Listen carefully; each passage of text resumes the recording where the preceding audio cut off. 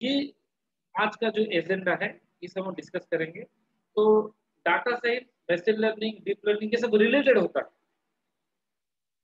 तो यहाँ पर सबसे जो इम्पोर्टेंट होता है वो डाटा होता है। तो most important thing is your data. तो डाटा साइंस क्या है? देखिए, डाटा साइंस का मतलब होता है, data science means converting the raw data to useful data is called as data science. Converting raw data to useful data.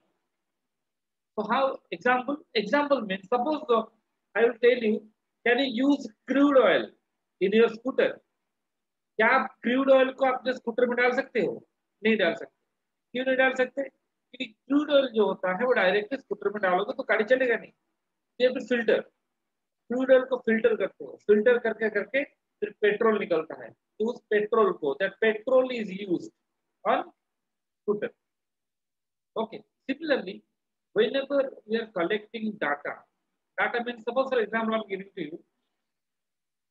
Suppose just imagine karo. Suppose how you are using YouTube, you are using Facebook, you are using like Amazon, Flipkart, all these things are using.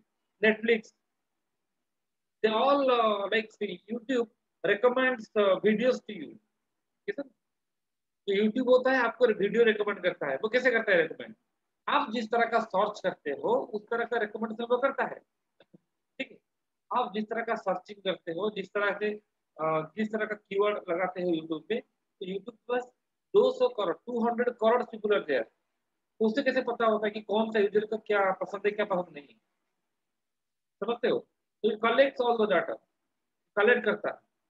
Collect करके उसी data से ही वो क्या करता है ना, data से वो जानता है कि ये किस तरह का यूजर है। तो उसी बेसिस से भी प्रेडिक्शन करता है कि इसको क्या मतलब किस तरह का वीडियो रेकमेंड करने से कि देखने को पसंद करेगा। समझ रहे हो? तो उसके लिए डाटा चाहिए। जैसे आई वांट, तो मैं चाहता हूँ प्रेडिक्शन करने के लिए कि जैसे कल बारिश कितना होगा, या इस साल कितना बारिश होगा, ये प्रेडिक्शन कैसे करते हैं?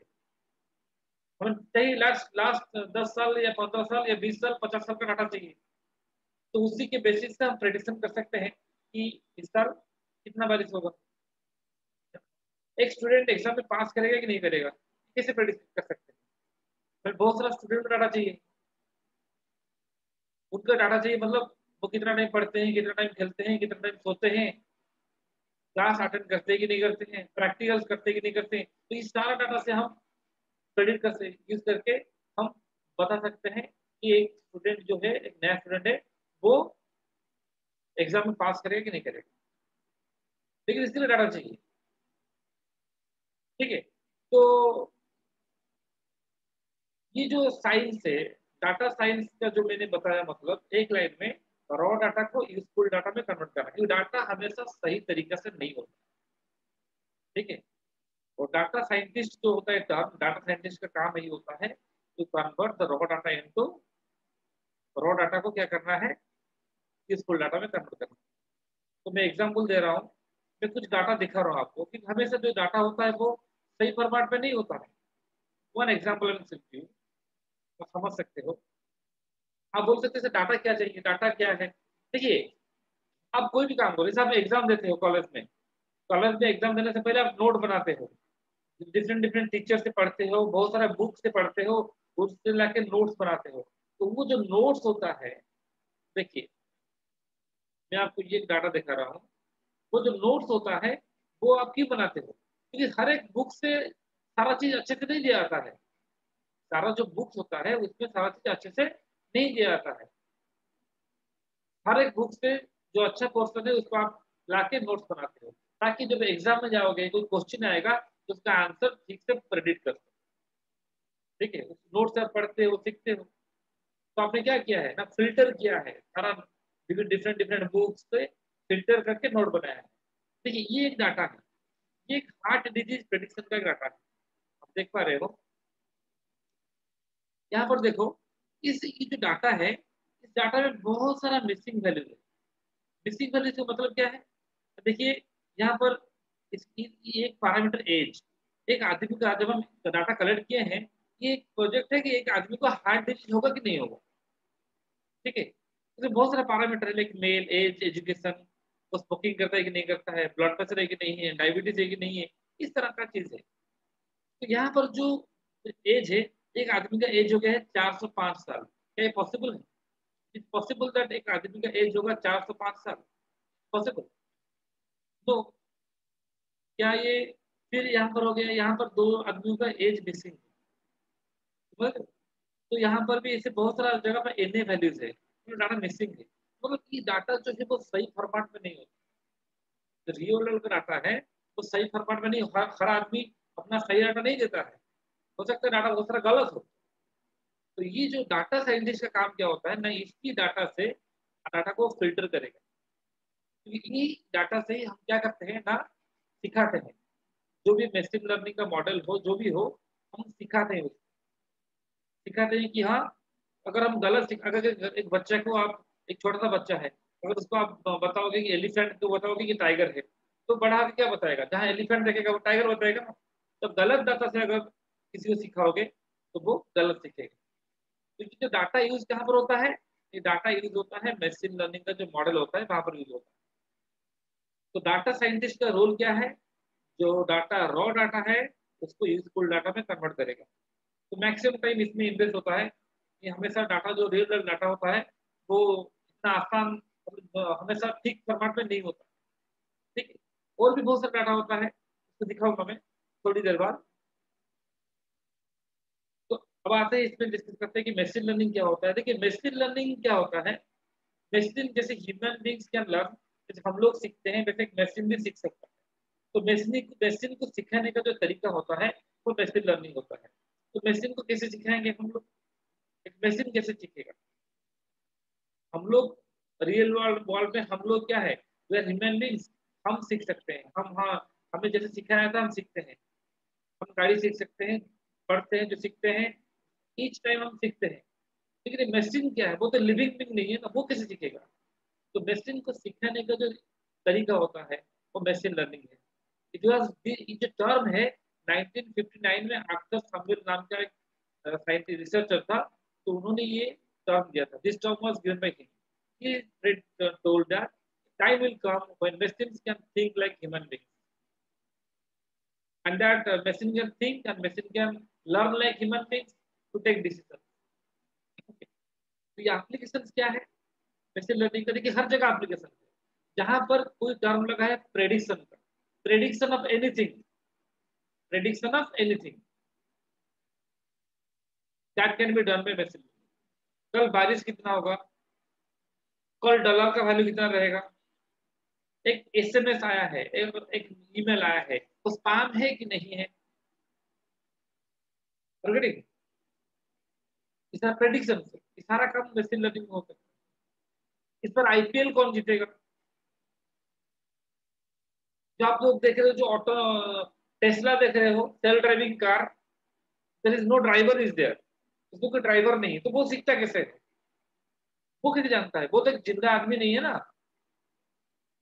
तो उसको सिखाया गया, वो तो मशीन है, उसको सिखाया कैसे गया है? वो भी पढ़ रहा है, मतलब machine can learn like human being. तो ये चीजें पढ़ेंगे, पर्टिकुलर सिलेबस है, इसमें ये चीज पढ़ाया जाएगा कि मशीन को कैसे हम सिखा सकते हैं ताकि वो डिसीजन ले सके। Hand writing recognition, face recognition, आजकल जो अमेजन, नेटफ्लिक्स सब रेकमेंड कर रहे हैं उनका प्रोडक्ट को सेल करने के लिए, अगर आप लैपटॉप खरीदोगे तो उसके साथ आ जाएगा बैग खरीद लीजिए, ठीक, ऐसा आता है ना। अच्छा अच्छा, लैपटॉप का बैग खरीदना है, ठीक है। क्या आपको, जैसे यूट्यूब रेकमेंड करता है वीडियोस, आप किस तरह यूजर हो, आपको क्या पसंद है, तो YouTube takes care of that. अगर आप यूट्यूब यूट्यूब आपको ऐसा वीडियो रेकमेंड करे जो आपको पसंद नहीं है तो आप नहीं देखोगे, लेकिन वो जानता है कि मेरा कस्टमर क्या चाहता है। तो आजकल हर एक बिजनेस में ये टेक्नोलॉजी यूज होता है। आप सिंपली शॉपिंग मॉल जाते हो, उस शॉपिंग मॉल में भी टेक्नोलॉजी यूज होता है। कौन सा प्रोडक्ट कहाँ रखना है, कौन कौन सा प्रोडक्ट के बीच में रिलेशन ज्यादा है, जैसे ब्रेड एंड जाम, एक जगह एक फर्स्ट फ्लोर में ब्रेड है, थर्ड फ्लोर में जाम है, क्या सेलिंग होगा? नहीं होगा।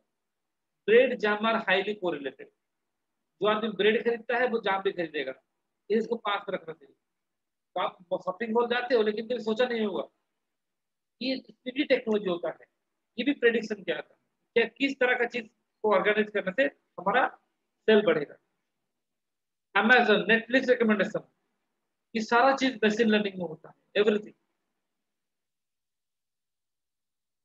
Diabetes prediction, heart disease prediction, corona prediction, Covid prediction, ये सारा काम होता है मशीन लर्निंग। तो किसी भी तरह का प्रेडिक्शन हम कर सकते हैं। फेसबुक में आपको एडवर्टाइजमेंट आ रहा है या आपको फ्रेंड सजेशन आ रहा है, ये भी मशीन लर्निंग का काम।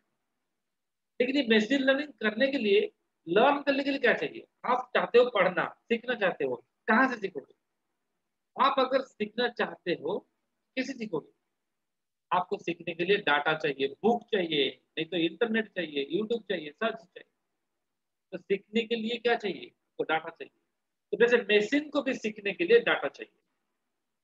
अगर हम प्रिडिक्शन कर रहे हैं, अगर हम प्रिडिक्शन कर रहे हैं कि कल कितना बारिश होगा या कल कितना बारिश होगा, तो इसको प्रिडिक्शन करने के लिए हमें क्या चाहिए? हमें लास्ट 10-12 साल का डाटा चाहिए।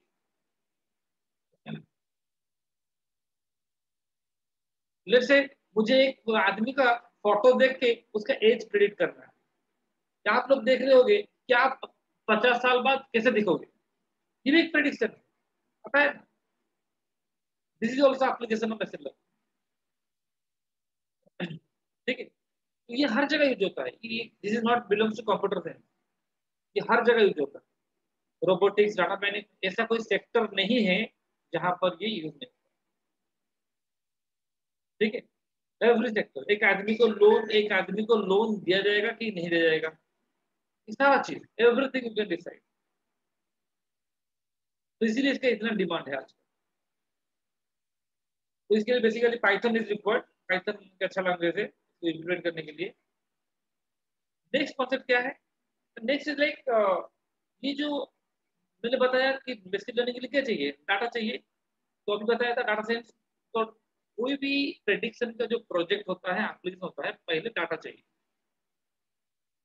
डाटा चाहिए पहले, उसके बाद हम, पहले डाटा साइंस, उसके बाद मशीन लर्निंग। तो जो डाटा आपके पास होता है, डाटा कलेक्शन करोगे। जैसे मुझे प्रेडिक्ट करना है कि एक आदमी को डायबिटीज होगा कि नहीं होगा, एक आदमी को डायबिटीज होगा कि नहीं होगा, हमें कैसे प्रेडिक्ट कर सकते हैं? एक आदमी को डायबिटीज होगा कि नहीं होगा, ये कैसे प्रेडिक्ट कर सकते हैं? ये प्रेडिक्शन करने के लिए हमें क्या करना पड़ेगा? हमें बहुत सारे लोगों का डाटा चाहिए, हॉस्पिटल का डाटा चाहिए या गवर्नमेंट एजेंसी डाटा चाहिए। क्या क्या पैरामीटर रखेंगे हम हो सकता है पैरामीटर क्या क्या रखेंगे ना? लेट्स से लाइक डायबिटीज के लिए क्या चाहिए? ब्लड प्रेशर है, लाइक उसका बॉडी मास इंडेक्स है, वो एक्सरसाइज कर रहा है कि नहीं कर रहा है, स्मोकिंग कर रहा है कि नहीं कर रहा है, अल्कोहल लेता है क्या, सारा पैरामीटर ले सकते हैं। तो हमें डाटा चाहिए। Data collection is very difficult है, बहुत टाइम लगता है। तो आपने डाटा कलेक्ट कर लिया, जैसा अभी डाटा दिखा रहा था, लेकिन जो डाटा है उसमें बहुत सारा वो सही फॉर्मेट में नहीं होता। तो बड़ा बड़ा कंपनी जो होता है उसमें data scientist, machine learning engineer, दोनों का रोल डिफरेंट है। एक छोटा कंपनी में सारा काम एक करना पड़ेगा। वही डाटा साइंटिस्ट है, कोई मशीन लर्निंग। डाटा साइंटिस्ट मतलब रॉ जो डाटा है उसको प्यूरिफाई करना है। तो डाटा डिफरेंट फॉर्मेट में आ सकता है। अब दिखा रहा हूँ, अब समझ पाओगे आप लोग। ये जो डाटा अभी मैंने दिखाया था आप लोग, देखो, ये जो डाटा था मेरा, देख रहे हो, ये एक हार्ट डिजीज प्रेडिक्शन के लिए डाटा है। एक आदमी को हार्ट डिजीज होगा कि नहीं होगा, बहुत सारा डाटा है। जेंडर क्या है, एज कितना है, क्या पढ़ा है, स्मोकिंग करता है कि नहीं करता है, ब्लड प्रेशर मेडिसिन लेता है, डायबिटीज है कि नहीं है, कोलेस्ट्रॉल है कि नहीं है, ठीक है, बॉडी मास इंडेक्स कितना है, हार्ट रेट कितना है, ग्लूकोज कितना है।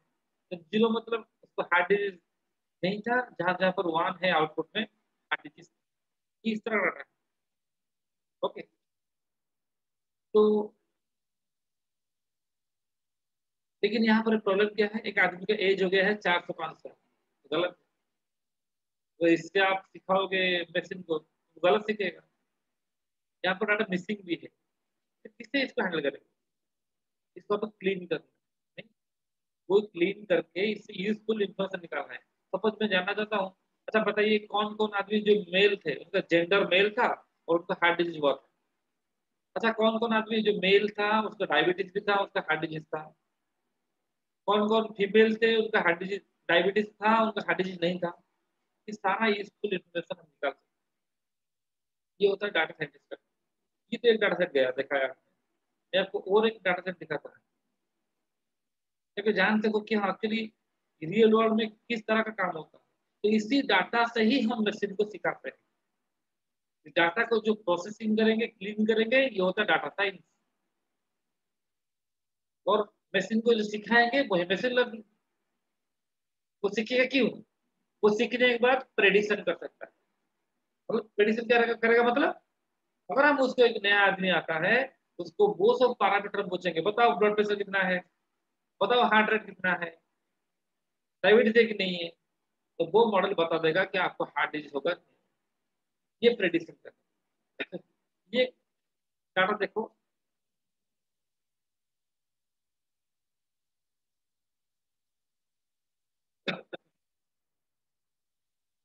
देखो ये एक डाटा सेट है, आप लोग देख पा रहे हो।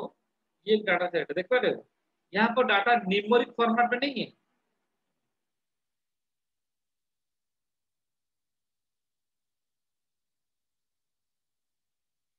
या ऑब्वियसली राजश्री, राजश्री जी एक्चुअली ये तो वायलेट कर रहे हैं। देखिए आपका जो क्वेश्चन है वो सही है, लेकिन आप लोग तो एग्री करते हो ना, जब आप टर्म्स एंड कंडीशन एग्री करते हो तभी वो आपका डाटा लेते हैं। गूगल में जीमेल यूज करोगे तो you are accepting the license that yes आप यूज कर सकते हो। अगर आप ये एग्री ना करोगे तो आपका डाटा यूज नहीं करेंगे। ओके, तो ये डाटा देखो, इसको हम मैसेज में, ये डाटा एक डाटा सेट है। इसका काम है कि काम है कि नहीं। ये जो मैसेज था इस काम, पहला मैसेज काम नहीं था। ये थर्ड मैसेज है काम है। हमें जैसे जीमेल जानता है जीमेल कैसे करता है, और Gmail understand whether it's spam और नॉट। जीमेल को भी सीखा जाता है। तो जीमेल होए स्पैम आएगा तो स्पैम बॉक्स में आता है, तो वो जानता है कैसे। ये इस तरह का एक काम है। ये जो डाटा है इस डाटा से हम उसको मॉडल बना सकते हैं, सिखा सकते हैं। देखो इस काम में एक मशीन को सिखाएंगे इस काम है इस काम नहीं है। तो सीखने के बाद जब एक नया डाटा नया मैसेज आएगा तो बता सकते हैं। कोई काम हम सीखेंगे करेंगे। इसके लिए मैंने प्रोजेक्ट किया है। तो मेरा इस पर्टिकुलर कोर्स में अराउंड 15 10 15 केस स्टडीज है, डिफरेंट डिफरेंट तरीके की। ये भी एक केस स्टडी। यहाँ पर डाटा न्यूमेरिक नहीं है, टेक्स्ट है। टेक्स्ट को मशीन समझेगा कैसे, इसका भी तरीका है। इमेज आएगा, इमेज को मशीन समझेगा कैसे। ठीक है, तो इस डाटा को आप देख रहे हो, इस एंटायर डाटा को हम न्यूमेरिक में कन्वर्ट कर सकते हैं। तो वो तरीका सब है, वो डाटा साइंटिस्ट का काम है। तो रियल वर्ल्ड में जो डाटा होता है वो डिफरेंट डिफरेंट टाइप्स का हो सकता है। और मैं चाहता हूँ आप लोग माइंड में दिखाने के लिए देखिए, जो डाटा है हमेशा सेम तरह नहीं होता है। हर एक प्रॉब्लम एक नया चैलेंज होता है। लेकिन ये एक डाटा सेट है, ये एक डाटा है मशीन को सिखाने के लिए। Gender, race, parental level education, learn, test evaluation. देखिए यहाँ पर कुछ न्यूमेरिक है और कुछ टेक्स्ट है, मिला जुला डाटा है। लेकिन मशीन न्यूमेरिक के अलावा कुछ नहीं समझ सकता। तो इसको कैसे हैंडल करेंगे? जेंडर दो टाइप का है, मेल और फीमेल। इसे कैटेगोरिकल डाटा से, तो इसको हम कैसे हैंडल करेंगे? कैसे इसको कन्वर्ट करेंगे न्यूमेरिक, कैसे सिखाएंगे मशीन? ठीक है, तो यही चीज आपको सीखना है। तो ये तो गया आपका क्या ना, मैंने आपको दिखाया डाटा। तो मशीन लर्निंग हो या डीप लर्निंग हो, सबसे जो इम्पोर्टेंट चीज है वो क्या है? सबसे जो इम्पोर्टेंट चीज है वो data. Data is the teacher of machine. Data collection, preprocessing, सबसे। तो मशीन लर्निंग में पता है क्या करता है, ये ना डाटा आ गया तो उसको हम तरीका है बस सिखाएंगे मशीन को, मशीन सीख जाएगा। उसके बाद जब नया डाटा आएगा तो वो प्रेडिक्शन कर सकता है। और ये मशीन लर्निंग जो है वो तीन तरह का होता है बेसिकली: सुपरवाइज लर्निंग, अनसुपरवाइज और री इन्फोर्समेंट लर्निंग। सुपरवाइज क्या है? देखिए सुपरवाइज का मतलब होता है किसी का सुपरविजन में सीखना। जैसे आप लोग कॉलेज में सीखते हो, सार क्लास में पढ़ाते हैं, या आप बुक से सीखते हो, मतलब किसी के सुपरविजन में आप सीखते हो, सार ट्रेनिंग देते हैं, सार क्लास में पढ़ाते हैं, सार जो सुपरवाइजर। आप ट्रेनिंग हो गए, ट्रेनिंग लिया, सीख गए, सीखने के बाद जो आपका टेस्ट होगा, ठीक है, तो टेस्टिंग में क्या होगा, आप एग्जाम देते हो ना, सीखने के बाद एग्जाम होता है, एग्जाम में मार्क निकलता है। एक स्टूडेंट रखा है 90, तो अच्छा स्टूडेंट। एक स्टूडेंट रखा है 20 आउट ऑफ 100, तो ठीक से ट्रेन नहीं हुआ है, ठीक से सीखा नहीं। अगर जैसे आपने सीखा, यहाँ पर वैसा मशीन को भी सिखाया जा सकता है, जहाँ पर मशीन को ट्रेन किया जाएगा, फिर टेस्टिंग किया जाएगा, फिर मिलेगा क्या, मार्क मिलेगा, उसका एक्यूरेसी बोलते हैं। ठीक है, जगह मार रहेगा तो अच्छे से ट्रेन हुआ है। अनसुपरवाइज क्या होता है, जहाँ पर सुपरवाइजर नहीं होता। ये किस तरह का लर्निंग है, देखिए अनसुपरवाइज का मतलब होता है जहाँ पर आपको सिखाया नहीं जाए, आपको कुछ भी सिखाया नहीं जाएगा, तो आप कैसे करोगे। सपोज एक छोटा सा बच्चा है, उसके आगे बहुत सारा फ्रूट रख दिया गया है, मैंगो, बनाना, ग्रेप्स, बहुत सारा, तो क्या करेगा, उन्होंने बच्चा क्या करता है, उसको ग्रुप करता है, रेड कलर का एक ग्रुप, ग्रीन कलर का एक ग्रुप, येलो कलर का एक ग्रुप बनाता है। फिर उसके मामा जो है और एक नया फ्रूट लेके आए ग्रीन कलर का, तो वो कहाँ रखेगा, वो ग्रीन में रखेगा। यहाँ पर बच्चा को कुछ सिखाया नहीं गया था, सिखाया नहीं गया था, अभी बच्चा को पता नहीं है कि बनाना है मैंगो है, नो उसको पता नहीं है, वो कलर के हिसाब से ग्रुप कर दिया। हो सकता है वो साइज के हिसाब से ग्रुप करे, क्या हम नहीं जानते। ये होता है अनसुपरवाइज लर्निंग, जहाँ पर आपको कुछ सिखाया नहीं जाता। फिर और एक तरीका है री इन्फोर्समेंट लर्निंग, देखिए ये टर्म जानना जरूरी है। री इन्फोर्समेंट का मतलब क्या होता है ना, जहाँ पर आप अपने एक्सपीरियंस से सीखते हो। जैसे जैसे 3 स्टूडेंट, 4-5 स्टूडेंट है, जैसे आप जैसे आप सब लोगों के लाइफ में आता है, हॉस्टल में जो स्टूडेंट रहते हैं, अच्छा, पहले दिन फर्स्ट डे हॉस्टल में कुछ स्टूडेंट्स आए, तो लोग को हॉस्टल में रहे, एक रूम में रहे, कोई किसी को जानता नहीं है। लेकिन धीरे धीरे धीरे धीरे जो 4 साल होता है, उसके बाद बताते हो कि हाँ ये कॉलेज में पढ़ते हैं, हाँ ये वो मेरा अच्छा दोस्त था, वो मेरा नहीं अच्छा दोस्त नहीं था, ये मुझे परेशान कर रहा था। तो आप डिसाइड कर सकते हो कौन मेरा अच्छा दोस्त था, कौन नहीं था। लेकिन जब ज्वाइन किए थे तो उस टाइम में आप डिसाइड नहीं किए थे, तो ग्रेजुअली धीरे धीरे धीरे धीरे आप उनसे मिले, उनके साथ उनका जो आपके साथ एक्टिविटीज रहा, उससे आप अभी डिसाइड करके 4 साल बाद बोल रहे हो हाँ वो मेरा अच्छा दोस्त है, ये नहीं है। इस तरह का लर्निंग जो होता है वो री enforcement learning, learning from your mistakes.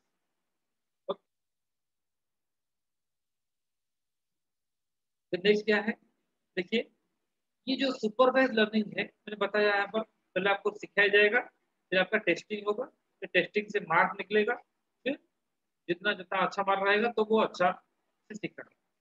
ये these are some popular algorithm of supervised learning, like support vector machine, linear regression, logistic regression, naive Bayes, decision tree, k nearest neighbor, random forest, ये सब machine learning का बहुत ही popular algorithm है।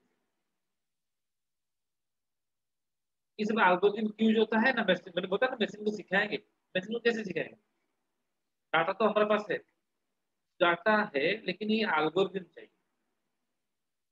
तो ये सब algorithm हम डिटेल में हर एक का कॉन्सेप्ट क्या है, कि कहाँ पर कौन सा एल्गोरिथम यूज करना चाहिए, किस रोड में कितना स्पीड में गाड़ी चलाना चाहिए, एनएच पे कितना स्पीड में चलाना चाहिए, करते हो ना, गली में कितना स्पीड, वो कैसे करते हो। यहाँ से स्कूल जाना है, क्या पकड़ना है, कौन सा गाड़ी में जाना है, हेलीकॉप्टर में जाना है नहीं, स्कूटी में जाना है, अभी अमेरिका जाना है, किसे जाना है, ऑटो में जाना है नहीं, फ्लाइट में जाना है, कैसे मतलब ऑल आर ट्रांसपोर्ट डिवाइसेस, लेकिन कौन सी सिचुएशन में किसको यूज कर रहे हो कोई इंपॉर्टेंट है। उस तरह से कौन सा एल्गोरिथम किस तरह का प्रॉब्लम के लिए अच्छा होगा, तो जब डिफरेंट होगा जो हमारा एक्सपीरियंस। ये एक ऐसा फील्ड नहीं है कि आप बोलोगे कि हमें 3 महीना पढ़ के पूरा एक्सपर्ट बनना, नहीं, जितना केस स्टडी जितना रियल टाइम प्रोजेक्ट्स करेंगे उतना around in my course I will go for around 15 more than 15 case studies. Okay.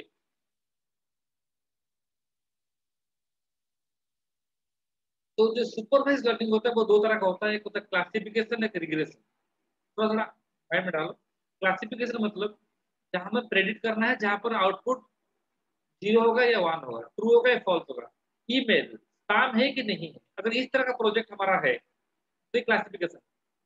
कल बारिश होगा कि नहीं होगा, ये क्लासिफिकेशन. स्टूडेंट एग्जाम में पास करेगा कि नहीं करेगा, क्लासिफिकेशन. लेकिन स्टूडेंट कितना मार रखेगा, वो रिग्रेशन. जहां पर आउटपुट एक कंटिन्यूअस वैल्यू है वो रिग्रेशन. एक स्टूडेंट एग्जाम में कितना मार रखेगा, फोटो देख के एक स्टूडेंट का एज प्रेडिक्ट करना, ये भी रिग्रेशन. हाँ, फोटो देख के हम प्रेडिक्ट करेंगे कि वो 50 ईयर के अबव है कि नहीं है, हाँ या ना, ये क्लासिफिकेशन. एक फोटो देख के एज प्रेडिक्ट करना, ये रिग्रेशन है. कल डॉलर का वैल्यू कितना रहेगा,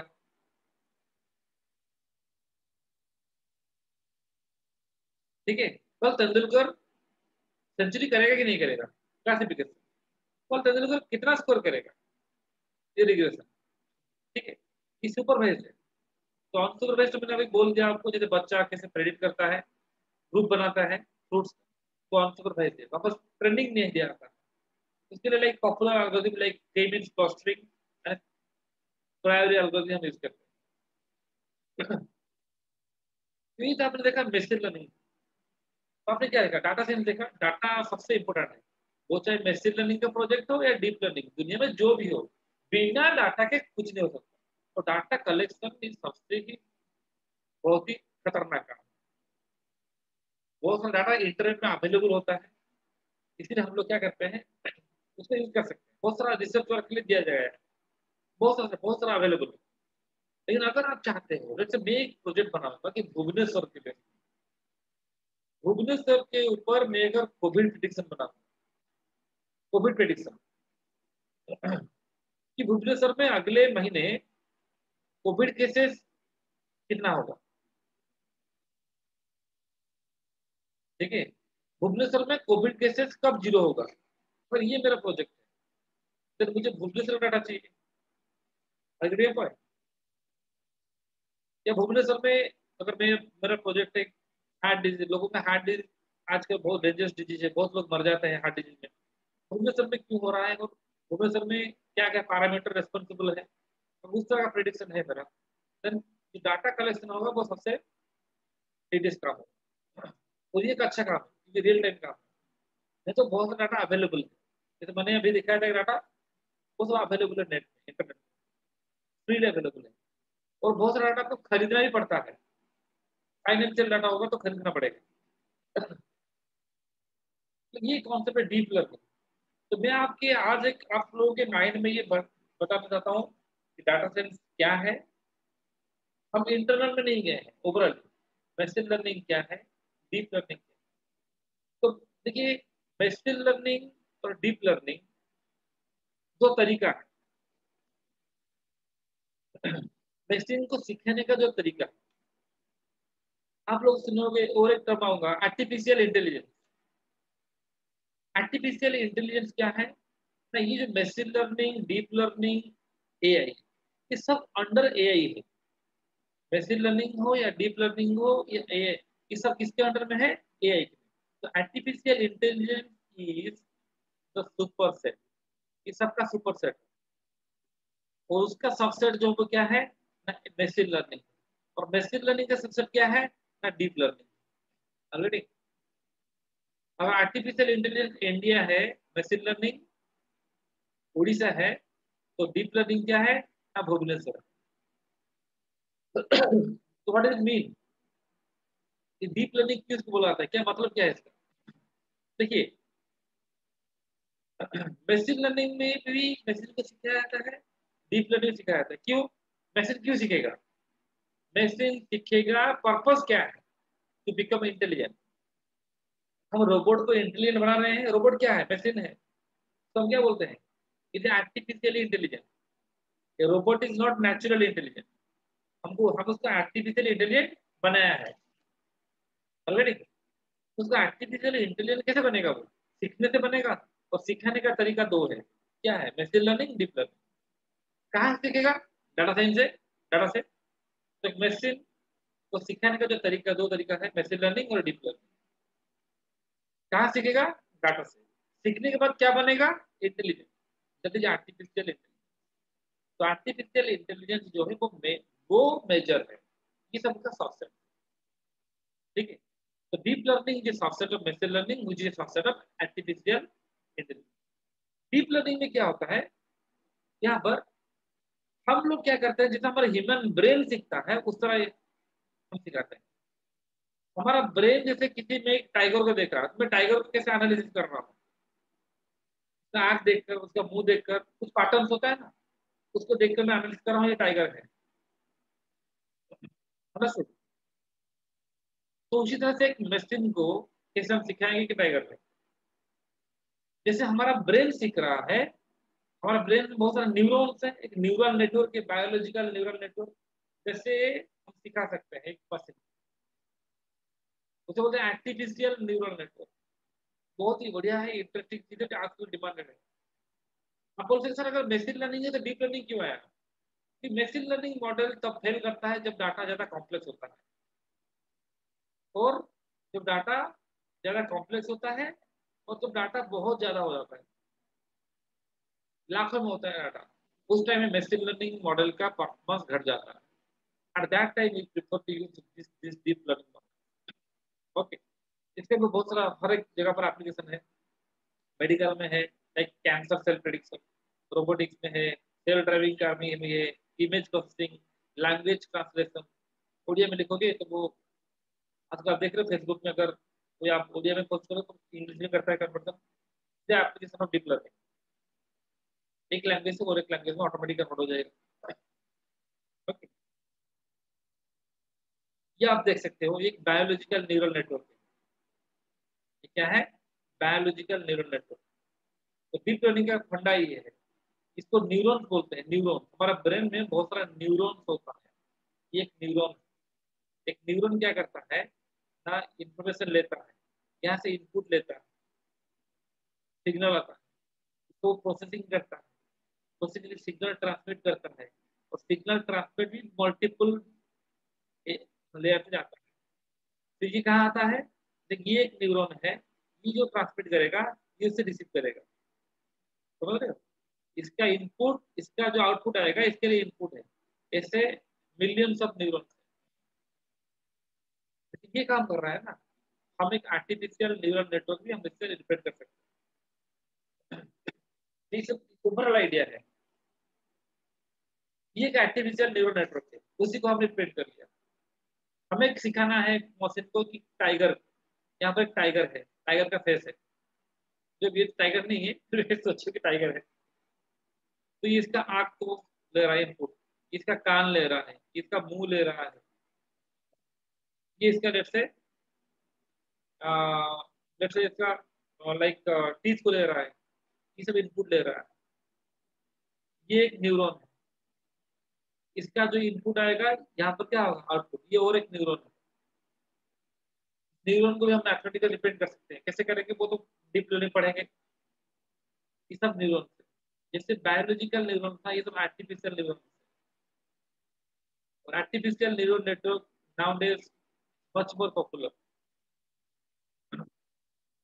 because this is the era is going to be the era of AI। then finally यहाँ पर आउटपुट मिलेगा। ठीक है। ये इनपुट लेके आपका मॉडल बताया, मॉडल का आउटपुट लेके हमने सिखा दिया ये टाइगर है, ये फेस।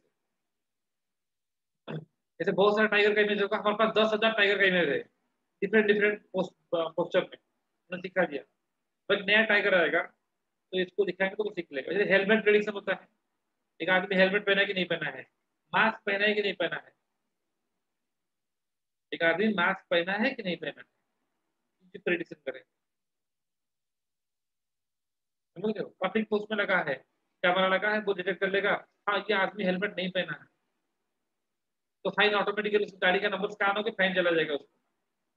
चैलेंज तब है अगर ये आदमी जैसे सर में क्या गामछा गुड़ा दिया है, ठीक है, इसको ऐसा है, तो अगर उसको वो हेलमेट समझेगा तो गलत है। अच्छा आदमी आदमी हेलमेट नहीं पहना है और कैमरा बताएगा नहीं हेलमेट पहना है,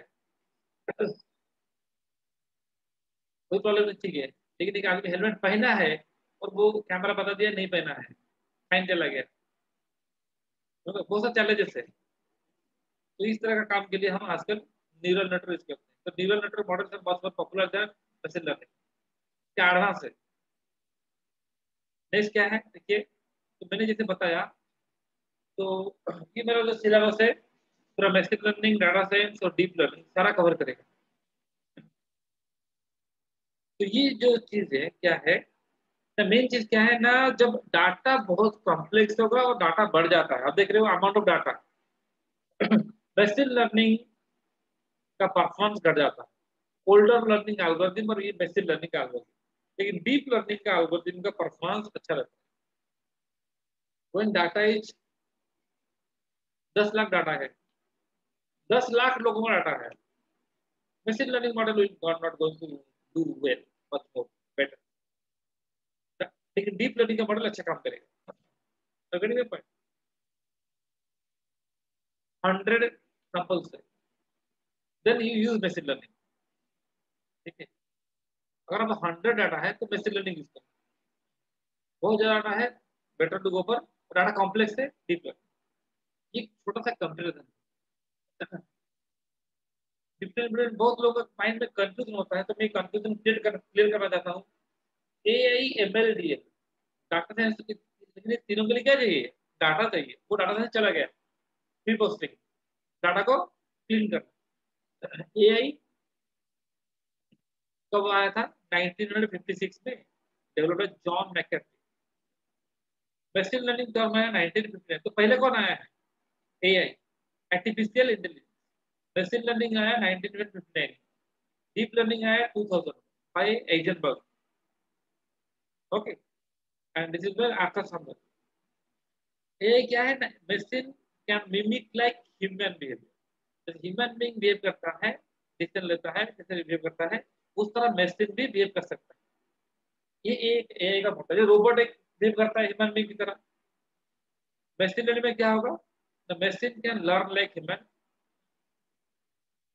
डीप लर्निंग में क्या है, डीप लर्निंग में जैसे ह्यूमन का ब्रेन जैसे काम करता है उस तरह का एल्गोरिथम यूज किया जाता है, न्यूरल नेटवर्क। मशीन लर्निंग क्या करता है, take less time for training, training सिखाने के लिए टाइम कम लेता है, लेकिन डीप लर्निंग सिखाने के लिए बहुत ज्यादा टाइम लेता है, ठीक है। लेकिन टेस्टिंग के लिए क्या है, मशीन लर्निंग जो मॉडल है टेस्टिंग के लिए ज्यादा टाइम लेता है, लेकिन डीप लर्निंग जो है वो टेस्टिंग के लिए कम टाइम लेता है। Effective for less complex problem, कौन, मशीन लर्निंग। अगर कॉम्प्लेक्स है तो कहाँ जाना है, डीप लर्निंग में जाना है। Cannot deal with huge amount of data, can use the amount of data efficiently.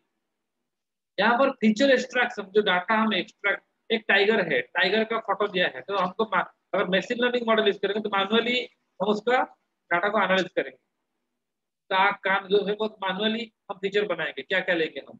लेकिन डीप लर्निंग में वो ऑटोमेटिकली सारा फीचर ले लेगा, आपको कोई फीचर और कोई डाटा मैनुअली क्रिएट करने की जरूरत नहीं है, ओके। एक गाड़ी टेस्ला जा रहा है, एक बच्चा देखा आगे में आगे, तो वो उसका फीचर देख के ले लेगा क्या करना है क्या नहीं करना, ब्रेक लगाना है कि नहीं लगाना है।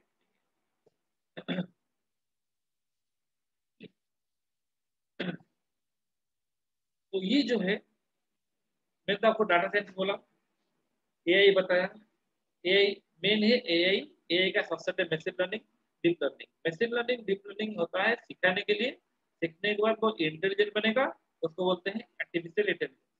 लेकिन सिखाने के लिए क्या चाहिए, डाटा चाहिए, तो वो पार्ट रह गया कर रहे हैं, ठीक है। हम एक मशीन लर्निंग या डीप लर्निंग का प्रोजेक्ट कैसे करें, क्या क्या steps, these are the 7 steps. इस स्टेप्स को हम फॉलो करेंगे, कोई भी प्रोजेक्ट। हर भी प्रोजेक्ट का काम डिफरेंट है, डाटा डिफरेंट है, तरीका डिफरेंट है, मतलब इसको कैसे मतलब हैंडल करना भी डिफरेंट, लेकिन स्टेप सेम। पहला है प्रोजेक्ट का ऑब्जेक्टिव। आपका प्रोजेक्ट का ऑब्जेक्टिव क्या है, आप क्या करना चाहते हैं? मेरे से प्रोजेक्ट का ऑब्जेक्टिव है स्पैम मैसेज डिटेक्शन। हम एक मैसेज को डिटेक्ट करना चाहते हैं वो स्पैम है कि नहीं है। हम एक ईमेल प्रोवाइडिंग कंपनी है और यूजर को बहुत सारा स्पैम भी आता है। हम चाहते हैं कि वो स्पैम आए तो वो इनबॉक्स में ना जाए, स्पैम बॉक्स में चला जाए। ये हमारा काम, ये ऑब्जेक्टिव मिल गया। डाटा कलेक्शन, जानेंगे कैसे स्पैम स्पैम क्या है, हम क्या है। तो पहले हम जानेंगे ना, तो हम डाटा कलेक्ट करेंगे। बहुत सारा डाटा कलेक्ट करें, बहुत सारा स्पैम होगा, बहुत सारा नॉट स्पैम होगा। देन डाटा प्रोसेसिंग करेंगे। तो डाटा, तो हमारा ऑब्जेक्टिव हो गया। नेक्स्ट क्या है, डाटा कलेक्शन। तो ये data collection is a very, मतलब क्या है, बोरिंग टास्क।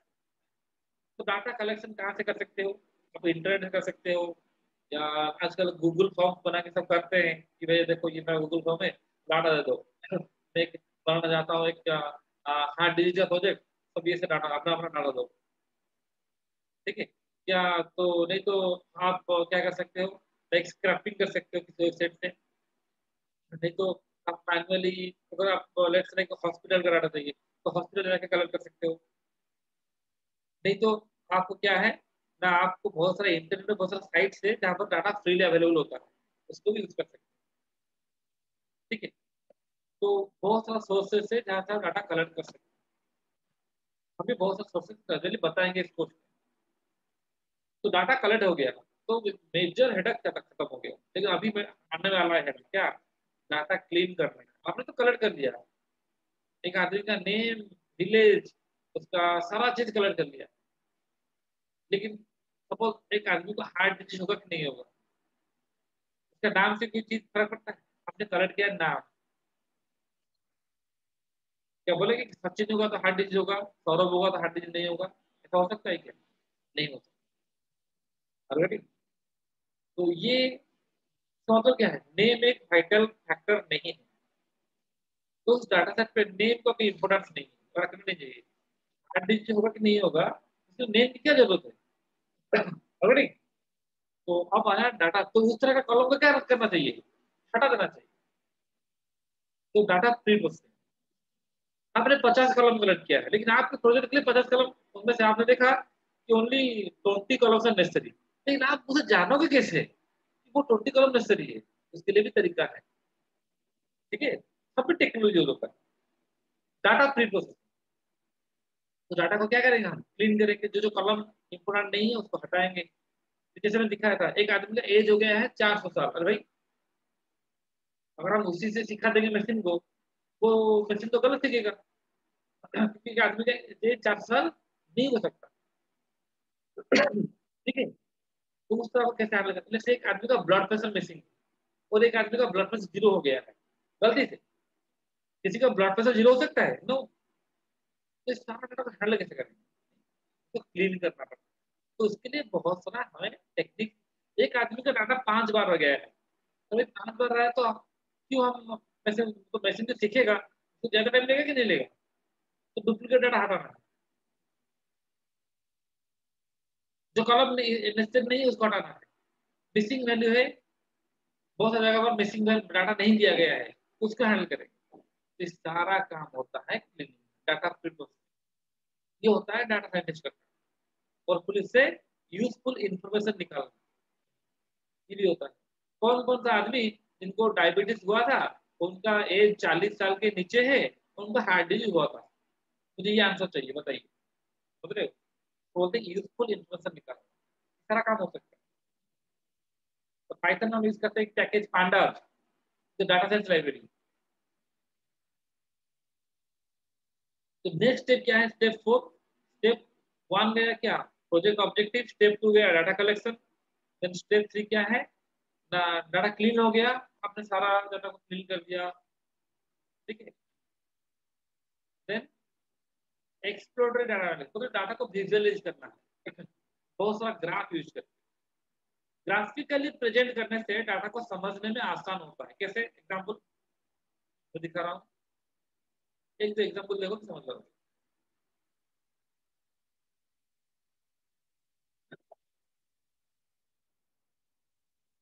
तो ये एक एग्जाम्पल देखो, दिखा रहा हूँ आप लोगों को।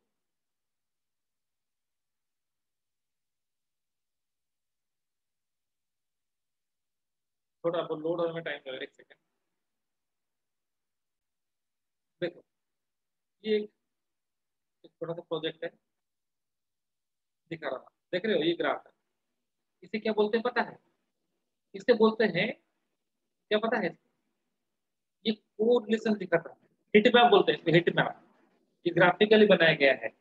जहां पर ब्लैक कलर है वो सबसे खराब है, जहां पर व्हाइट है तो वो सबसे अच्छा है। अब हो सकता है आप समझ ना पाओ, लेकिन ये एक ग्राफ है, ग्राफिकल देखो, ये और एक ग्राफ है, पेयर प्लॉट इसे बोलते हैं, पेयर प्लॉट बोलते हैं इसे, बॉक्स प्लॉट बोलते हैं ग्राफिकली। ये आउटलेयर डिटेक्शन के लिए काम आता है, मतलब जो एज 400 साल हो गया है, रेंज के बाहर जो होता है, ये हिस्टोग्राम है, समझ रहे हो? तो इस तरह से हम लोग डिफरेंट डिफरेंट डाटा सेट को यूज करते हैं।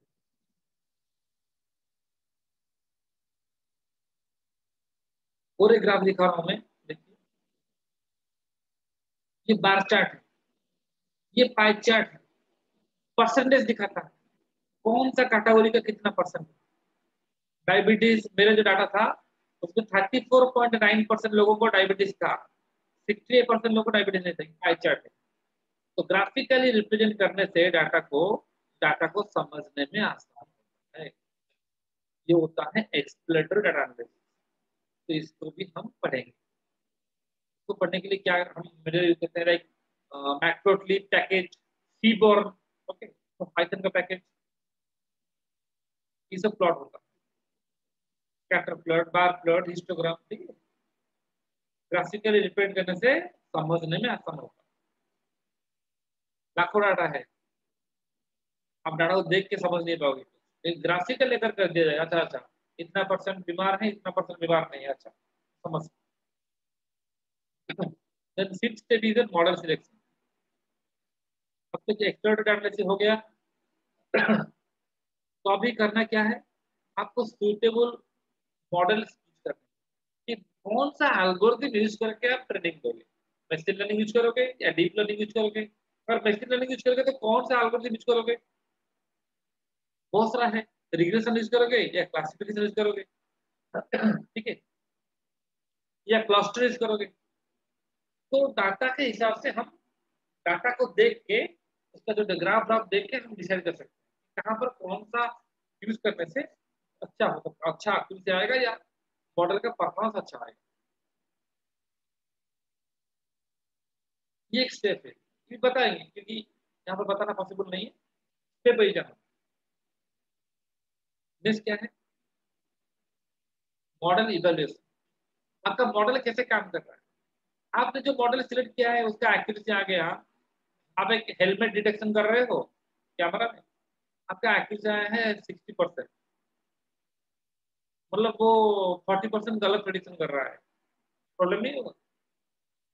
एक आदमी हेलमेट नहीं पहना है, हेलमेट पहना है, उसका घर को मैसेज चला जाएगा कि आपने हेलमेट, फोटो गया हेलमेट पहना है लेकिन फाइन चला गया उसके पास। फोटो गया है वो हेलमेट पहना है लेकिन फाइन गया है कि आपने हेलमेट नहीं पहना है, प्रॉब्लम नहीं होगा? तो एक्यूरेसी मैटर, तो आपका कितना एक्यूरेसी है ये मैटर करता है। एक्यूरेसी 95% है, 98% है भाई। और उसको जो वैक्सीन आ रहा है बोल रहे हैं वैक्सीन का एक्यूरेसी कितना है, 95%। तो इस एक्सेप्टेबल, वैक्सीन का एक्यूरेसी आता है 60%, इट इज नॉट एक्सेप्टेबल। तो क्या कर रहे हैं, टेस्टिंग कर रहे हैं, तो ये यूज कर रहे हैं, कर रहे होंगे दिस मॉडल्स प्रेडिक्शन करने के लिए। देन फाइनली क्या है, डेवलपमेंट। डेवलपमेंट क्या है ना, जिस अगर आपका एक्यूरेसी अच्छा नहीं आया तो आप क्या करोगे, आप फिर से जाओगे डाटा क्लीन करोगे। तो इसका मतलब डाटा ठीक से क्लीन नहीं हुआ है या आपने गलत एल्गोरिथम पकड़ लिया है, तो डाटा क्लीन करोगे, हो सकता है और कुछ एल्गोरिथम टेस्ट करो, ठीक है, तो एक्यूरेसी बढ़ेगा। जैसे 80% हो गया, ठीक है, 80% इज ओके, नो प्रॉब्लम। फिर फाइनली आपका डिसाइड होगा, हाँ, मेरा एक्यूरेसी आ गया है, फाइनली मेरा एक्यूरेसी आया है 90%। ठीक है, ये मॉडल में यूज कर रहा हूँ। और फाइनल डिप्लॉयमेंट, डिप्लॉयमेंट करो, क्लाइंट को डिलीवर कर दूंगा, डिप्लॉय करूंगा, एक यूजर इंटरफेस बना दूंगा। वैसे मुझे हार्ट डिजीज का प्रेडिक्शन करना है, एक इंटरफेस बना दिया तो जो कि मेरा हार्ट डिजीज प्रेडिक्शन कर सकता है। कैसे? सपोज ये इंटरफेस में दिखा रहा हूँ।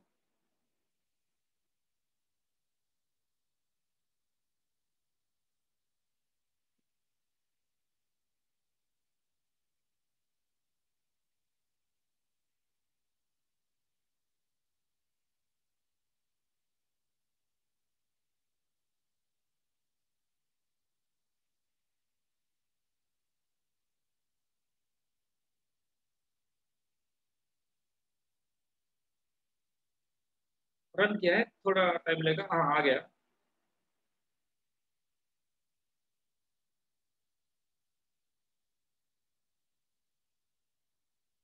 देखो, देख पा रहे हो? ये भी इंटरफेस है, लेट्स आपने ये इंटरफेस बनाया है ऑलरेडी। मतलब वो मेल है कि नहीं है, सिगरेट कितना लेता है, हार्ट स्ट्रोक हुआ कि नहीं हुआ है। तो यहाँ पर डिफरेंट मॉडल हमने यूज किया है, इसके बारे में बाद बताएंगे। मैं छोटा सा एग्जाम्पल दे रहा हूँ। इसमें अराउंड यूज हुआ है around more than 4000 data, patient का डाटा यूज हुआ है। विद मेल है, हाँ मेल है। सिगरेट कितना लेता है, सिगरेट वो डेली 10 सिगरेट 5 सिगरेट लेता है। हार्ट स्ट्रोक पहले से हुआ था क्या, नहीं हुआ है। डायबिटीज है, हाँ है डायबिटीज है। ब्लड प्रेशर है, ब्लड प्रेशर नहीं है उसको। हार्ट रेट कितना है ना, हार्ट उसका लेट्स से 89। एज कितना है, 40 ईयर्स उसका है। और बीपी मेडिसिन लेता है, नहीं लेता है। हाइपरटेंशन है, नहीं है। कोलेस्ट्रॉल है, कोलेस्ट्रॉल नहीं है। जैसे कोलेस्ट्रॉल कितना है, कोलेस्ट्रॉल कितना है, जैसे कोलेस्ट्रॉल है 70। बॉडी मास इंडेक्स कितना है, बॉडी मास इंडेक्स है जैसे 28। ग्लूकोज कितना है, जैसे ग्लूकोज है 123। कोलेस्ट्रॉल से कितना है, जैसे 147। सबमिट करेंगे, क्या लिख रहा है, you do not have heart problem. Heart problem नहीं है। जैसे मैं अभी कुछ चेंज कर रहा हूँ, सिगरेट पर 100 कर दिया मैंने, हार्ट स्ट्रोक हुआ था, हाँ हुआ था। क्या दिख रहा है, सक्सेसफुल दिया मैंने 278।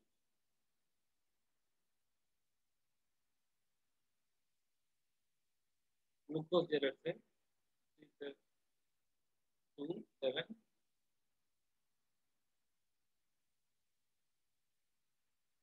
1 सेकेंड, विथ मेडिसिन लेता है, हाइपरटेंशन है। 1 सेकेंड, हाँ देखते हैं।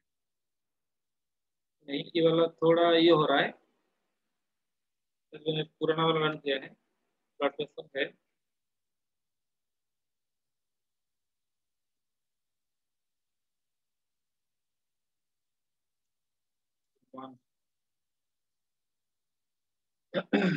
हाइपरटेंशन है, हाँ। कोलेस्ट्रॉल का रेंज था लेट्स से 374।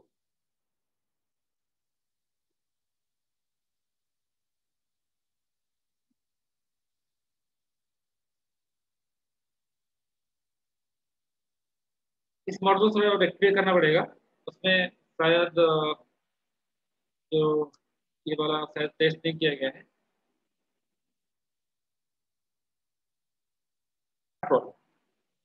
तो ये जो मॉडल है आप देख रहे हो, तो डिफरेंट मतलब इस मॉडल को इस तरह ट्रेन किया गया है, और उसको थोड़ा ट्यूनिंग करना है ताकि तो ये प्रेडिक्ट कर सकता है। ये फाइनली डेवलपमेंट हो सकता है, इसको स्टैंड एलोन डेवलपमेंट करो क्या, क्या करो ना, इसको आप कर सकते हो क्या ना, वेब बेस्ड कर सकते हो। ये एक स्टैंड एलोन इम्प्लीमेंट। तो ये एक प्रोजेक्ट है, देखो दिखा रहा हूँ, और एक आपको दिखा रहा हूँ, ये वाला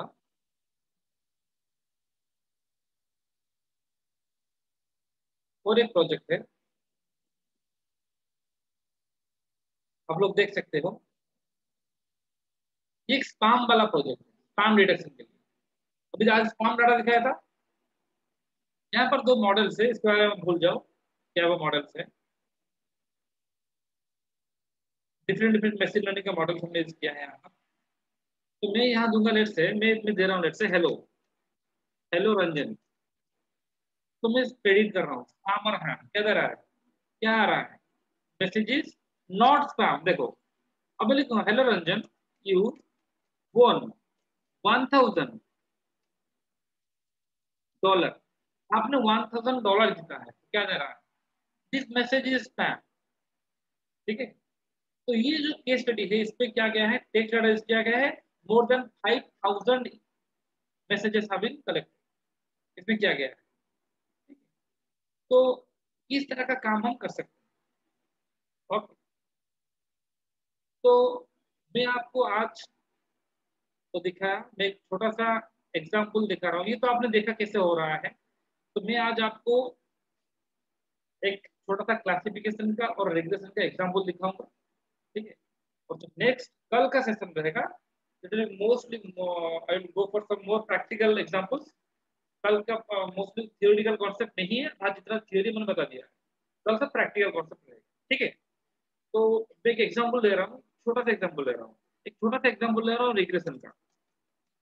मैंने बताया था रिग्रेशन क्या है, एक सुपरवाइज लर्निंग है। मुझे बताया गया है एक स्टूडेंट कितना आवर पढ़ता है और कितना मार्क को रखा है। एक स्टूडेंट जैसे 7 घंटा पढ़ता है, जैसे 6 घंटा पढ़ता है, और वो रखा कितना है ना, 50 मार्क रखा है।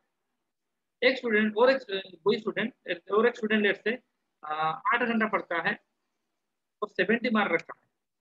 एक स्टूडेंट 5 घंटा पढ़ता है, लेट से वो 60 मार्क रखा है लेट से। और एक स्टूडेंट लेट से वो रखा है लाइक 9 आवर पढ़ता है और वो रखा है 75। ओके ठीक, तो मुझे क्वेश्चन पूछा गया है, बताइए if a student read 7 hour, अगर एक स्टूडेंट 7 घंटा पढ़ रहा है 7 आवर, तो बताइए वो कितना मार्क रखेगा। समझ रहे हो, तो ये किस तरह का प्रॉब्लम है, एक सिंपल सा रिग्रेशन का प्रॉब्लम है जहां पर आउटपुट क्या है, कंटिन्यूस है। अगर ऐसा होता कि स्टूडेंट पास होगा कि फेल होगा, वो होता क्या, वो होता क्लासिफिकेशन। लेकिन ये क्या है ना, रिग्रेशन है। तो इस प्रॉब्लम को हम सॉल्व करेंगे। ठीक है, तो एग्जाम्पल दे रहा हूँ मैं, तो कैसे सॉल्व करेंगे, आप पहले लिखिए आवर इक्वल टू, ये पाइथन का कोडिंग है। आवर इक्वल टू क्या क्या है, एक है आपका 6 आवर कॉमा, और कितना है ना 8 our per day comma, then क्या है 5 our per day, then comma क्या है ना 9 आवर पर, कितना है, और मार्क कितना है, करस्पॉन्डिंग मार्क बताइए क्या क्या है ना 50, 70, 60, 75।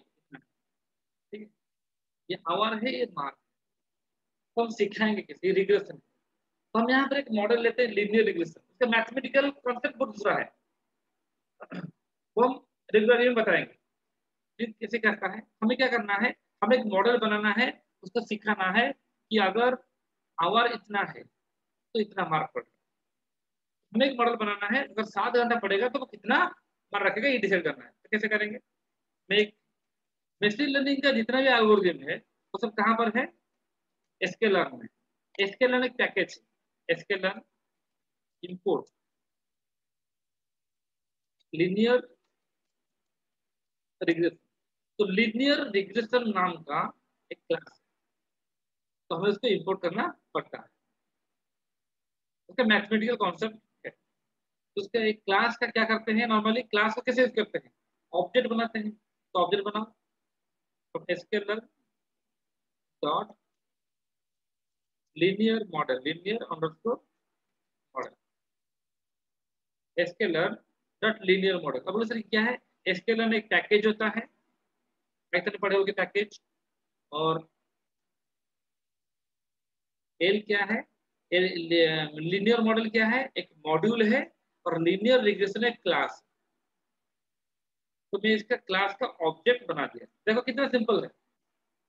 एल डॉट फिट, अभी सिखाना है, सिखाने मतलब मॉडल को सिखाना है।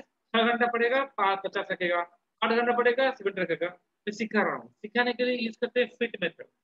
फिट के अंदर लॉजिक है, ठीक है, फिट के अंदर लॉजिक है, मैथमेटिक्स है, ठीक है, तो उसमें हम नहीं जाते हैं अभी। क्या लिखेंगे ना, एक्स कमा वाई, हमने बताया एज आवर कॉमा मार्क। हम बोले मॉडल सीख जाओ, तो मॉडल सीख गया, तो मॉडल को हमने सिखा दिया, ठीक है, तो मॉडल सीख गया।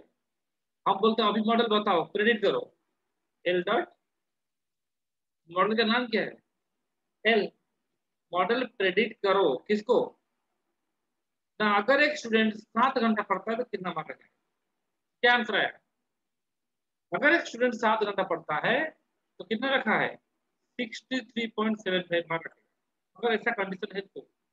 आप बोल सकते सर ये कैसा कॉन्सेप्ट है, रेडियो रेगुलेशन क्या है, कैसा कॉन्सेप्ट है, ये कैसे काम करता है, उसका मैथमेटिक्स। देखिए, तो मैथमेटिक्स का वो यहाँ पर हम डिस्कस नहीं करेंगे, कि आज टाइम नहीं है ज्यादा, ठीक है। तो हर एक एल्गोरिथम का मैथमेटिक्स है। तो ये एक सिंपल सा लीनियर रिग्रेशन, सिंपल सा, ये इनपुट का आउटपुट, थोड़ा थोड़ा उससे कॉम्प्लेक्स जाता है, थोड़ा सा। मेरे पास एक डाटा है, अंडर्स जो होता है उसे डाटा साइंस लाइब्रेरी बोलते हैं। आपको दिखा, ये तो बहुत सिंपल सा है। तो कल हम जो डिस्कस करेंगे थोड़ा कॉम्प्लेक्स प्रॉब्लम डिस्कस करेंगे, डाटा एनालिसिस करेंगे, जो स्टेप्स मैंने बताया था वो सारा स्टेप इंप्लीमेंट करेंगे। इंपोर्ट pandas as pd में लिखा रहते हैं ds इक्वल टू pd, अब उसे pandas क्या है ना, pandas एक library, pd dot read underscore csv, एक फाइल मेरे पास है, वो कहाँ पर है ना, ई ड्राइव में है, कहाँ पर है ना, ml डाटा सेट में है। इसका नाम क्या है ना, इसका नाम है स्टूडेंट मार्क डॉट csv, ये मेरा data set, student mark dot csv। इसमें एक स्टूडेंट मार्क का डाटा है, मतलब स्टडी करता है इतना टाइम, सोता है इतना टाइम, पढ़ता है इतना टाइम, तो कितना मार्क रखेगा। आप वो डाटा फ्रेम को देख सकते हैं, ये वो डाटा फ्रेम देखता है। यहाँ पर कितना था, एक था इनपुट, एक था आउटपुट। यहाँ पर क्या है, यहाँ पर एक दो तीन, तीन इनपुट है, ये एक आउटपुट। तो मुझे जब मैं जानना चाहता हूँ कि एक स्टूडेंट, ऐसे रैंडमली पूछूंगा, 4 घंटा पढ़ता है, 2 घंटा खेलता है, 3 घंटा सोता है, तो मॉडल बताओ कि वो कितना मार्क रखेगा। तो अपने से क्योंकि बच्चों को सीखा है डाटा, यहाँ पर डाटा परफेक्ट है, यहाँ पर डाटा मिसिंग नहीं है, कुछ नहीं है, अच्छा डाटा लिया है, लेकिन हम हमेशा ऐसा नहीं होता है। डाटा अच्छा होना तो डाटा साइंस के लिए बहुत वरदान होगा, ऐसा नहीं होता है, ठीक है। तो हमने बनाया है इसलिए अच्छा रखा है, ठीक है। तो क्या करेंगे, तो रीड सीएसवी क्या है, इसे एक सीएसवी फाइल बोलते हैं।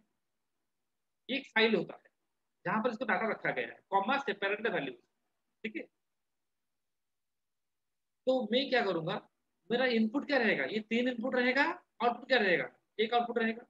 तो मैं इसको सेपरेट करूंगा, कैसे करूंगा, दोनों को सेपरेट कर रहा हूँ।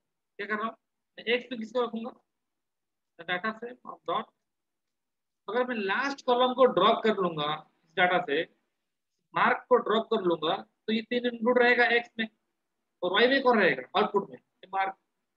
तो एक्स और वाई में वो दो पार्ट में, इनपुट और आउटपुट में मैं डिवाइड कर लूंगा, ड्रॉप, इसको ड्रॉप करेंगे, कौन सा कॉलम को, कॉलम इक्वल टू, कौन सा कॉलम है ना, मार्क। तो मार्क वाला कॉलम को आप ड्रॉप कर लीजिए, और वाई क्या होगा ना, आउटपुट क्या होगा ना, डीएफ डॉट मार्क। तो लास्ट कॉलम है वही मार्क, तो लेट अस डिस्प्ले। तो आप सर आपको इसे कैसे पता ड्रॉप किया गया, क्योंकि मैं इसको करता हूँ, पढ़ाता हूँ, तो मैं ही जानता हूँ। तो आप लोग पांडास के बारे में सीखोगे, बताएंगे, तो आप जान जाओगे, ठीक है। अभी आप सोचो कि आज एक्सटर्नल यूजर, हाँ अच्छा ये डाटा है, तो हमने लोड किया प्रोग्राम में, फिर आपने क्या किया ना, दो पार्ट में डिवाइड कर दिया, एक्स और वाई में। तो ये इनपुट है एक्स, और वाई क्या है ना, वाई आपका क्या है, आउटपुट है, वो मार्क। इनपुट क्या है ना, study hour, play hour, sleep hour. Output क्या है ना, आउटपुट है आपका मार्क, जो कि वाई है। हम सिखाएंगे, देखो भैया मॉडल, ये पहला है 5 आवर पढ़ता है, 3 घंटा सोता है, खेलता है, 9 घंटा सोता है, तो वो कितना रखा है ना, 60 रखा है। तो ये हम सिखाएंगे, सिखाने के लिए क्या यूज करेंगे हम? सिखाने के लिए वही यूज करेंगे क्या? अभी के लिए हम यूज कर रहे हैं, लेट्स से ये मॉडल यूज कर रहे हैं, क्या यूज करेंगे ना, लीनियर रिग्रेशन। लीनियर, ये भी एक रिग्रेशन प्रॉब्लम है।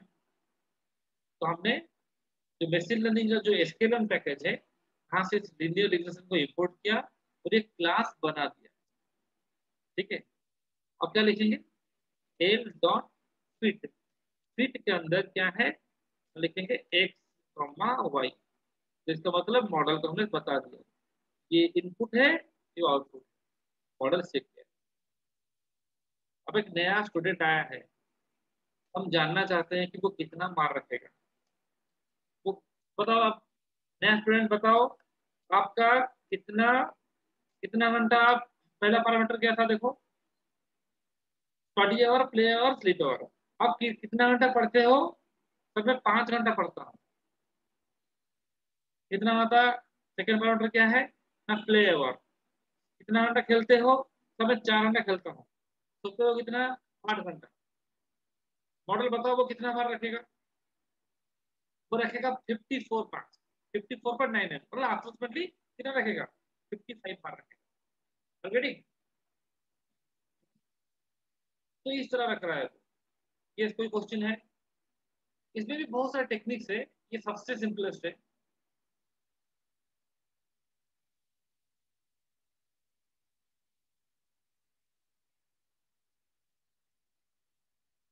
तो I will tell you Rajshree जी।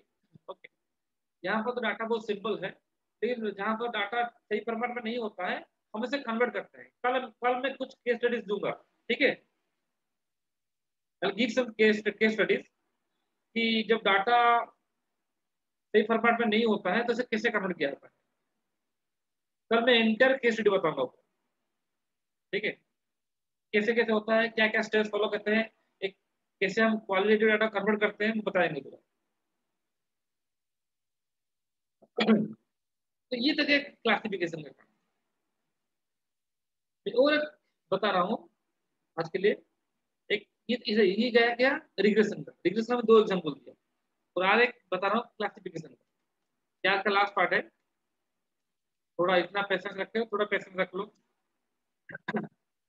तो एक बार इससे इंटरेस्ट आ गया, ये बहुत ही बढ़िया एरिया है।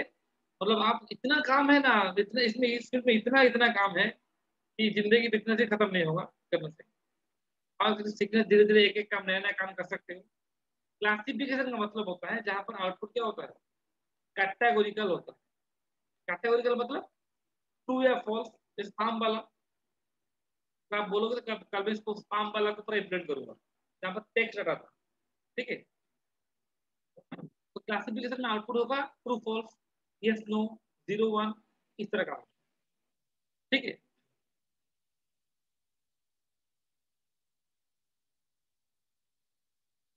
ऑब्वियसली संदीप, तो उसको हमें हैंडल करना पड़ेगा। ठीक है, वो क्या आउटलेयर है। ठीक है, ठीक है, तो उसको हैंडल करना पड़ेगा कि नो, नॉर्मली एक स्टूडेंट 16 आवर नहीं पढ़ता, वो कांस्टेंट आपको देना पड़ेगा। और 16 आवर 100 100 से ज्यादा रख सकता है क्या? लेकिन अभी जो मैंने मॉडल बनाया है वो बता देगा। अगर अगर आप लिखोगे अभी मॉडल में, एक स्टूडेंट 100 आवर पढ़ता है, उसको पता नहीं है कि दिन में कितना घंटा होता है। अभी जो मैंने बनाया है, उसको पता है कि दिन में कितना घंटा होता है, नहीं पता। मैं अगर इनपुट में दे दूंगा 100, तो वो उसी तरह से बहुत अपडेट कर लेगा, रख देगा। ट्रिक सही नहीं है, इसका भी तरीका है। ठीक है,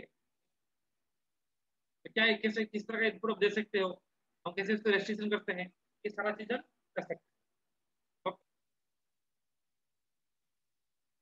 तो आज का लास्ट पार्ट है, एक क्लासिफिकेशन का एग्जांपल दे रहा हूँ, छोटा सा एग्जांपल, फिर हम बाइंड अप करेंगे कल के लिए।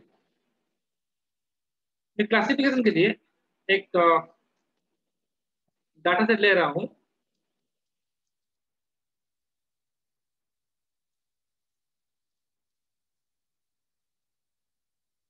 ये ड्राइव इंश्योरेंस डॉट, एक बार डाटा को देखो आप, यहाँ पर डाटा बहुत क्लीन है। कल जो बताएंगे वो डाटा क्लीन नहीं होगा। ये ड्राइव देखो, ये छोटा सा डाटा है, इसमें क्या है, दो फील्ड है। एज है, कोई इंश्योरेंस खरीदा है कि नहीं खरीदा है, इसका एज है। एज 22 साल है, इंश्योरेंस खरीदा है नहीं खरीदा है। 25 साल है, मतलब जिसका यंग एज होता है वो इंश्योरेंस खरीदते नहीं है। एक आदमी से 62 ईयर है, हाँ वो खरीदा है। तो बहुत सारे लोग होते हैं।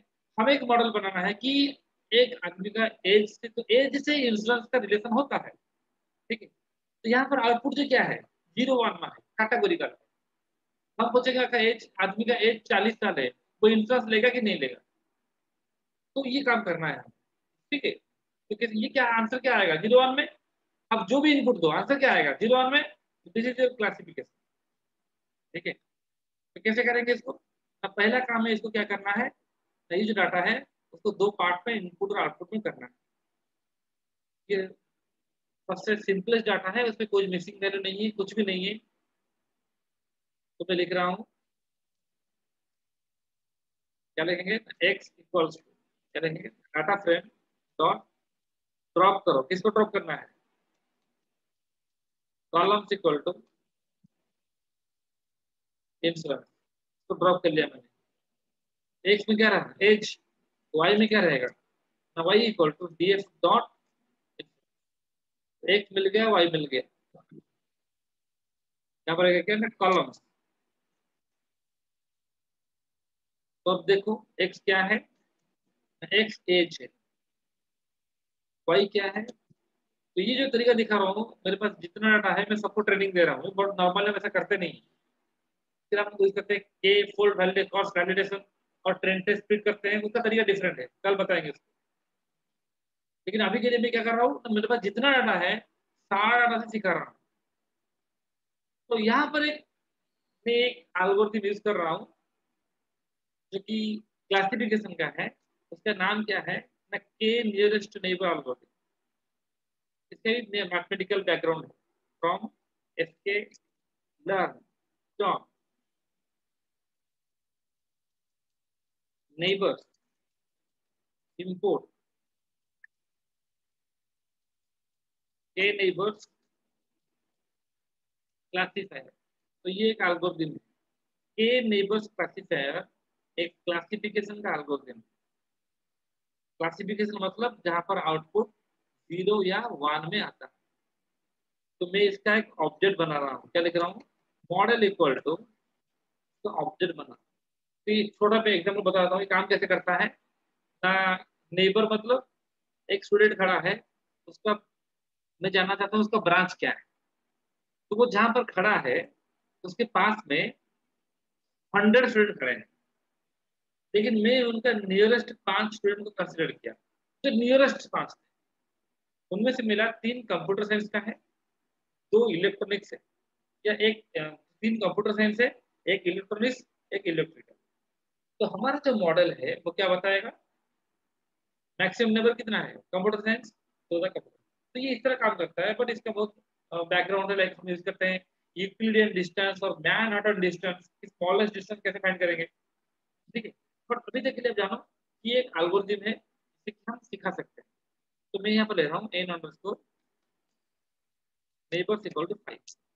बोलो सर 5 क्यों लिया, आप डिफरेंट वाले ले सकते हो, लेकिन इसका तरीका है, ट्यूनिंग करने का डिफरेंट तरीका है, बाद में जानेंगे। मॉडल सिखाओ, फिट क्या करेंगे, एक्स कॉमा वाई। कौन सा एक्स लिया था, कैपिटल एक्स कैपिटल वाई, हाँ capital X capital Y, capital X capital. तो मॉडल को हमने सिखा दिया। अब मॉडल को पूछेंगे, मॉडल, एक आदमी का एज 50 साल है, तो वो इंश्योरेंस खरीदेगा कि नहीं खरीदेगा। तो पूछते हैं मॉडल डॉट प्रेडिक्ट करो। क्या प्रेडिक्ट करना है, कितना साल है इंसान का, 40। तो क्या दिया, हाँ वो इंश्योरेंस खरीदेगा। लेकिन अगर मैं लिखूंगा ऐसा, मॉडल डॉट प्रेडिक्ट, जैसे एक आदमी का जो एज है वो क्या है ना, 16 ईयर्स है, तो क्या बता रहा है, 0। हमने जैसा सिखाया वो सीख गया, ठीक है। फिर इसमें एक्यूरेसी फैक्टर है कि कितना एक्यूरेट है, वो अभी हम दिखाए नहीं। रिग्रेशन में हम एरर निकालते हैं, कितना एरर है, तो वो सब डिस्कस कल करेंगे। तो आज हमने आपको दिखाया, जस्ट के माइंड बताया कि ये चीज क्या होता है, मशीन लर्निंग क्या है, डाटा साइंस क्या है, सिंपलेस्ट टर्म। ठीक है, रॉ डाटा को यूजफुल डाटा करेगा data science. Machine learning deep learning जो टेक्निक है जो कि ट्रेनिंग मशीन को सिखाने के लिए यूज होता है, सीखने के बाद क्या बनेगा, इंटेलिजेंट, से बोलते हैं आर्टिफिशियल इंटेलिजेंस। ठीक है, तो मशीन लर्निंग में बहुत सारा दो तीन तरह का होता है, सुपरवाइज्ड, अनसुपरवाइज्ड और रीइंफोर्स्ड।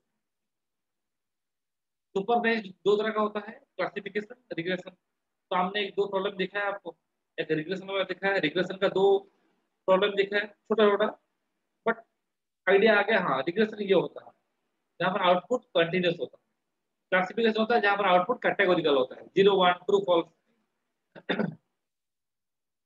और मशीन लर्निंग मॉडल जब फेल करता है, डाटा कॉम्प्लेक्स होता है, तो हम यूज करते हैं, क्या यूज करते हैं ना, डीप लर्निंग यूज करते हैं। देखिए हमारा ब्रेन जैसे काम करता है, उसे एक न्यूरल नेटवर्क बना सकते हैं। ठीक है? तो उसमें बहुत सारा कॉन्सेप्ट, लेयर कैसे, न्यूरल नेटवर्क कैसे न्यूरॉन्स को रिप्रेजेंट करना है, कैसे लेयर इनपुट देना है, कैसे करना है, उसके बहुत सारे मैथमेटिक्स है। उसके लिए पैकेज है, नॉर्मली मैं प्रेफर करता हूँ केरास। केरास यूज कर सकते हो, टेंसर फ्लो या पाइटॉर्च, जैसे पैकेजेस। जैसे यहाँ पर एसक्यूएल यूज कर रहे हैं डीप लर्निंग के लिए, हम भी पैकेजेस। तो केरास एक बहुत अच्छा पैकेज है जिसको हम यूज कर सकते हैं। तो आज का जो सेशन है इतना ही है। ठीक है, तो tomorrow will meet at the same time. कल हम लोग सेम टाइम में मीट करेंगे। कल का जो टाइमिंग रहेगा वही सेम रहेगा, 7:30। Tomorrow will do some other like complex problems. So for today, this much. Thank you all and good night.